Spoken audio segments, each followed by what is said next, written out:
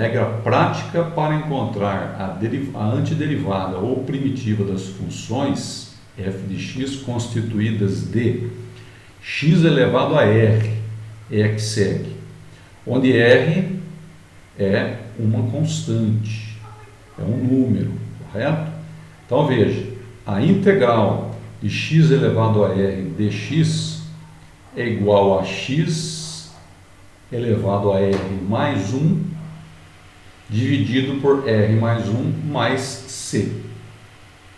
Ok? Esta é a regra prática para encontrarmos a antiderivada de uma função que é constituída de x elevado a r. Aplicando a um exemplo, vejamos, f de x é igual a x ao quadrado. X ao quadrado, nesse caso, r é igual a 2. Portanto, aplicando esta regra, a minha antiderivada de f de x, ou seja, f de x maiúsculo, é x ao cubo sobre 3 mais a constante. Olha que interessante. Eu estou somando r mais 1, substituindo no expoente e colocando este mesmo valor no denominador. Correto? Esta é a regra prática para se obter a antiderivada de uma função f de x é igual a x elevado a r, sendo que r é um número, é uma constante, pode ser um número inteiro, pode ser uma fração, não há problema, pode ser um decimal, não importa, este número é uma constante. Exemplos para obter a antiderivada ou primitiva. F de x é igual a 2, portanto, a antiderivada é x ao cubo dividido por 3 mais c. Vale aquela regra. Somo 1 ao r, coloco no expoente. Somo 1 ao r, coloco no denominador e acrescento aqui a constante. Certo? E sempre lembrar que ao derivar esta função, eu vou obter a função original. Ao derivar a antiderivada da função, eu retorno a função original. O outro exemplo, f de x é igual a x ao cubo. Como eu obtenho a antiderivada? Vamos voltar aqui, que isso aqui é o exemplo de baixo. Como eu obtenho a antiderivada? Somo 1 ao r, coloco aqui no expoente. Somo 1 ao r, coloco no denominador. E acrescento uma constante que não sei o valor. Certo? Mas não preciso me preocupar, porque, como já disse, quando formos aplicar a antiderivada no cálculo das integrais definidas, essa constante vai acabar por desaparecer, vai se anular. Ok? Lembrar então que eu tenho que obedecer sempre esta regrinha. Olha lá, se f de x é igual a x, qual é o valor de r aqui? O valor de r é 1, x elevado a 1. Portanto, eu vou somar 1, acrescento no expoente, né? E o mesmo valor eu coloco no denominador, certo? Somo uma constante. Muito bem, lembre-se que a derivada desta função é o f de x, ou seja, é igual a x. Se eu calcular a derivada aqui, nós vemos que realmente nós obtemos x, porque a derivada de x ao quadrado sobre 2 mais c, eu faço o quê? Desço 2 aqui multiplicando, subtraio 1 do expoente. ficaria 2x sobre 2. A derivada de uma constante é zero. Mas 2x sobre 2 é igual a x. Portanto, a derivada desta função volta a ser a função original. Sempre importante lembrar disso. Ok? Aqui nós estamos aplicando uma das propriedades. F de x igual a 2x. Isso eu posso fazer o quê? Colocar o 2 para fora e calcular a integral de x dx. Certo?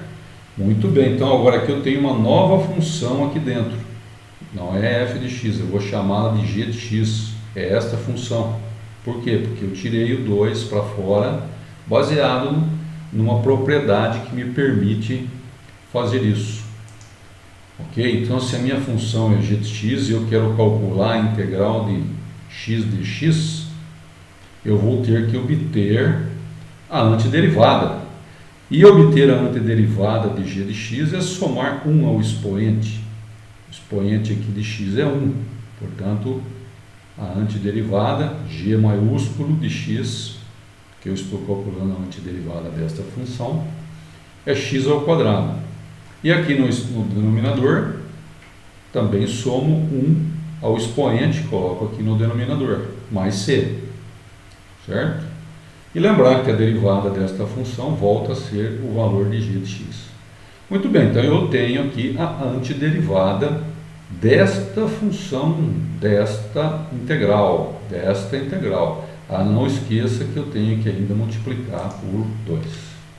Certo? Muito bem.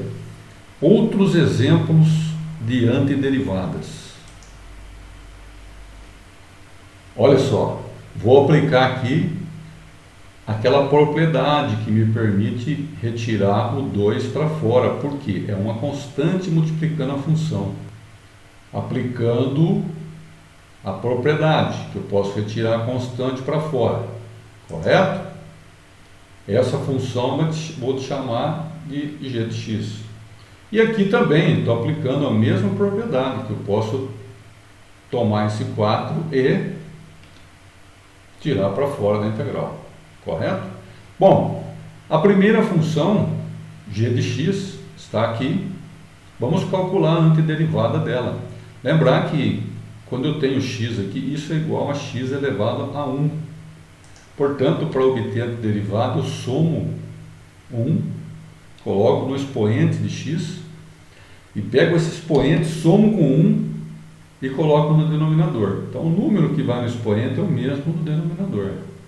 Acrescento uma constante. Ok? Então, calculei a antiderivada dessa aqui, né, desta função. Ah, mas ainda tenho mais uma aqui para calcular. Qual é essa função? É 1. Porque aqui dentro, quando eu tirei o 4 para fora, restou apenas 1. Não tem aqui x. Tá? Aqui tem x. Aqui não, é 4dx. Então, se não tem x aqui, isso é 1. Portanto, a minha função h de x aqui é 1. É esta aqui. Correto? 1 é igual a x elevado a zero. Veja, isso é muito importante de se lembrar, porque esta função vai aparecer com frequência, integral de 1 dx. Quando aparecer integral dx aqui, sempre lembre-se que existe um 1 multiplicando. Então, a função que está aqui dentro é h de x, ou f de x, como você queira chamar, igual a 1. E que 1 é x elevado a zero. Uma regra básica da matemática que diz que qualquer número elevado a zero é igual a 1, inclusive o x. Muito bem. Se 1 é igual a x elevado a zero e eu quero calcular a antiderivada de h de x, ou hzão de x, h maiúsculo, como que eu faço? Mesma ideia, somo 1 ao expoente. Coloco aqui, como o expoente aqui é zero, vai aparecer 1 aqui. E o mesmo número que eu colocar aqui no expoente, e eu vou colocar no denominador. Também somo 1 ao expoente e coloco no denominador. Portanto, ó, x elevado a 1 dividido por 1 é igual a x. Ok, então a antiderivada de h de x igual a 1 é h maiúsculo de x igual a x. De fato, se eu derivar esta função, derivada de x é igual a 1. Né? Retomo a minha função original. Ok? Então veja, para esta função, o cálculo da integral, eu utilizei aqui duas propriedades. A primeira que diz o seguinte, que a integral da soma é a soma das integrais. E a outra propriedade é que há uma constante multiplicada pela função dentro da integral, eu posso retirar essa constante para fora, que eu não estou alterando o valor dessa integral. Ela continua tendo o mesmo valor. Exatamente o que eu fiz aqui e aqui. Certo? E o cálculo das antiderivadas é este que nós vimos seguindo a regra básica. Gostou da aula? Deixe seu like, inscreva-se, veja essas duas sugestões para aprimorar ainda mais os seus conhecimentos.